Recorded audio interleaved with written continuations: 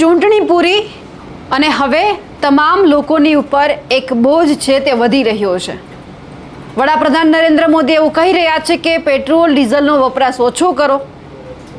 એટલે હવે સવાલ એ થઈ રહ્યો છે કે શું મોંઘવારી વધવાની છે? ક્યાંક પેટ્રોલ ડીઝલની અછત છે તો બીજી બાજુ સવાલ એ પણ ઊભો થયો કે હવે ખેડૂતોના માથે માર પણ સહન કરવાનો વારો આવશે, કારણ કે હવે જે રાસાયણિક ખાતર છે તેમના ભાવ પણ વધી ગયા છે। આ બધું જ ભેગું થઈ રહ્યું છે। એક સામાન્ય નાગરિકને અત્યારે તકલીફ પડી રહી છે, સાથે સાથે ખેડૂતોને પણ તકલીફ પડી રહી છે। પણ આ બધાની વચ્ચે એક પ્રશ્ન એ ઊભો થઈ રહ્યો છે કે જો રાસાયણિક ખાતર ખેડૂતોને નહીં મળે તો પછી વાવણી સમયે ખાતર ક્યાંથી લાવશે?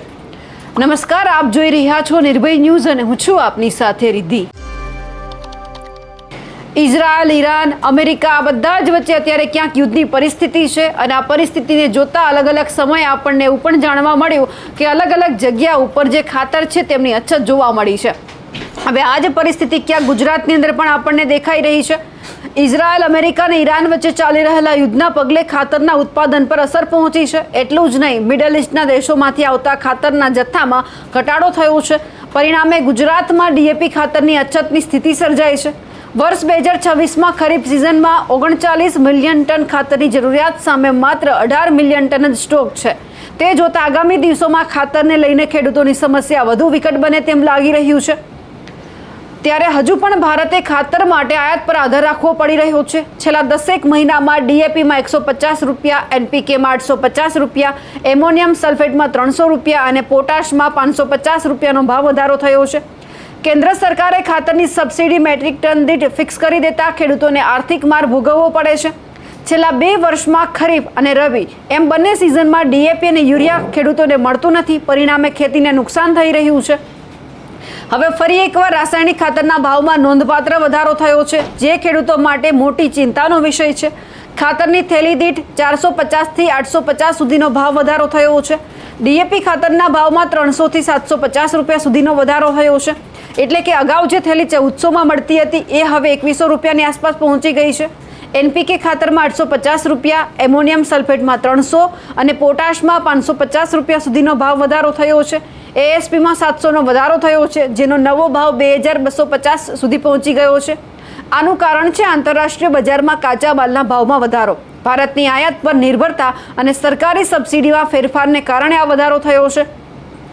હવે ખાતરના ભાવ વધતા ખેડૂતોને મોટું નુકસાન જાય તેવી પણ ભીતિ સેવવામાં આવી રહી છે। ખાતરનો ભાવ વધતા ઉત્પાદન ખર્ચમાં વધારો થશે। વાવણી પહેલા જ બિયારણ, ડીઝલ અને હવે ખાતરના ભાવ વધવાથી ખેતીનો ખર્ચ પણ વધી જશે અને જેની સીધી અસર પાક ઉત્પાદનમાં થવાની છે, કારણ કે ખાતર મોંઘું થશે તો ઉત્પાદનમાં ઘટાડો આવશે।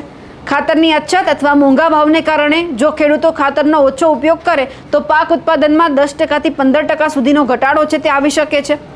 જો ખેડૂતો પહેલેથી જ દેવામાં છે તેમના માટે વધારાનો ખેતી ખર્ચ આર્થિક પાયમાલી લાવી શકે છે, કારણ કે પાકની ઉપજ સામે યોગ્ય ટેકાના ભાવ ન મળવાનું જોખમ પણ અત્યારે છે। સાથે જ અછતનો લાભ ઉઠાવીને કેટલાક વેપારીઓ ખાતરની સંગ્રહખોરી કે કાળાબજારી કરે છે, જેનાથી ખેડૂતોએ સરકારી ભાવ કરતાં વધુ કિંમત ચૂકવીને પણ ખાતર ક્યાંક ખરીદવું પડે છે। એટલે હવે થોડા સમયની અંદર ખરીફ પાકની જે વાવણી છે તે પણ હવે શરૂ થઈ જવાની છે।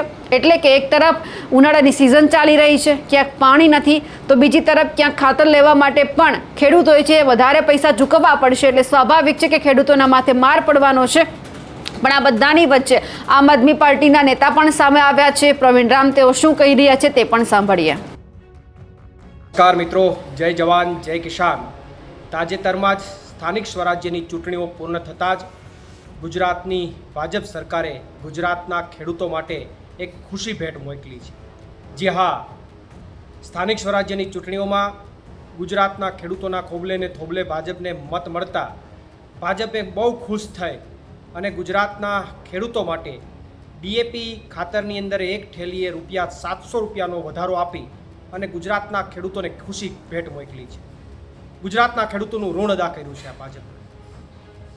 ખેડૂતો ગુજરાતની અંદર મોટા ભાગના ખેડૂતો હિન્દુ ખેડૂતો છે, ત્યારે ભાજપની સરકારે 700 રૂપિયાનો આ વધારો ઝીકી અને ગુજરાતના હિન્દુ ખેડૂતો સાથે અન્યાય કર્યો છે। ભાજપ હિન્દુઓના નામે મત લઈ જાય છે, પણ ચૂંટણીઓ પૂર્ણ થતાં પરિણામ આવી જતાં પછી અંતે હિન્દુ લોકોને જ અથવા હિન્દુ ખેડૂતોને જ અન્યાય થાય એવા નિર્ણયો લે છે। અને અત્યારે આ 700 રૂપિયાનો જે ડીએપી ખાતરની અંદર 1400 રૂપિયામાં જે મળતું હતું એની જગ્યાએ હવે 2100 રૂપિયામાં મળશે. આ ખૂબ જ ખરાબ વાત કહી શકાય. અને ચૂંટણી હતી ત્યાં સુધી કશું ન થયું, પણ ચૂંટણી પૂર્ણ થતાં ધીમે ધીમે ગુજરાતના લોકોને હવે ખુશીભેટ મળવાની શરૂઆત થઈ છે. આજે ગુજરાતના ખેડૂતોને મળી છે. આવનારા સમયમાં અન્ય ગુજરાતના હિન્દુ સમાજના લોકોને પણ અન્ય ખુશીભેટના સમાચારો આવશે. પ્રવીણ રામ, પ્રદેશ ફ્રન્ટલ અધ્યક્ષ, આમ આદમી પાર્ટી.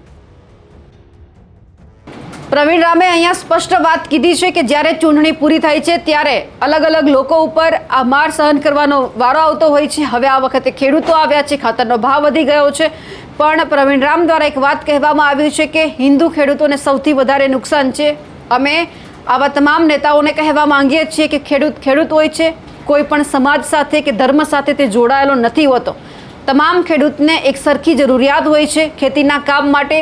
એટલે જ્યારે ખેડૂતને કોઈ પણ ધર્મ કે સમાજ સાથે જ્યારે જોડવાનો પ્રયત્ન કરવામાં આવે છે એ બાબત ખોટી છે. તમે ખેડૂત માટે બોલો છો એ સારી બાબત છે, પરંતુ ખેડૂતને કોઈ ફાંટામાં તમે ન વહેંચો. હવે જે રીતે ખાતરના ભાવમાં વધારો કરવામાં આવ્યો છે તેમને લઈ આપ શું માનો છો? કમેન્ટ કરીને ચોક્કસથી જણાવજો. સાથે જ અમારી નિર્ભય ન્યૂઝ ચેનલને લાઇક, શેર અને સબસ્ક્રાઇબ કરવાનું ભૂલશો નહીં. નમસ્કાર.